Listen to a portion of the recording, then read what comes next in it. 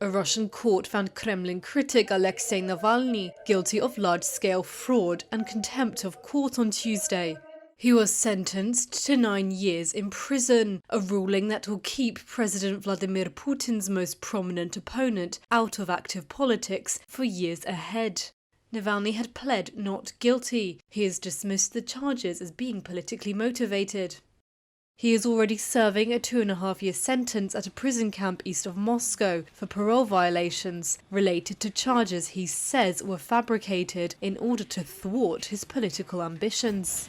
Prosecutors had asked the court to send him to a maximum security penal colony for 13 years. A gaunt Navalny stood beside his lawyers as the judge read out the accusations against him. The 45-year-old seemed unfazed, looking down as he flipped through court documents. Kira Yarmish is his spokesperson. She said his team had prepared for Navalny to receive a long sentence. This is not a surprise that Putin would like to keep Alexei in prison for as long as he is in power. We are completely sure that this is his direct order to imprison Alexei. And we see that, this 13 years of strict regime, which prosecutor's office asked for Alexei, is insanely huge term. I mean, even in Russia, even murderers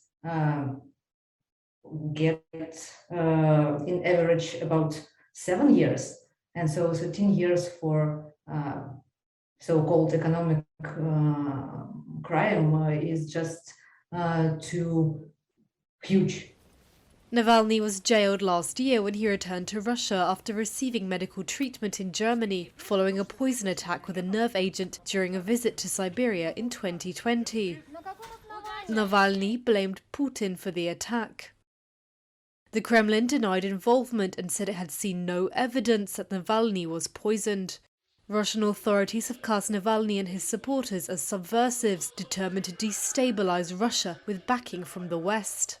Navalny's opposition movement has been labelled extremist and shut down, although his supporters continue to express their political stance, including their opposition to Moscow's military intervention in Ukraine, on social media.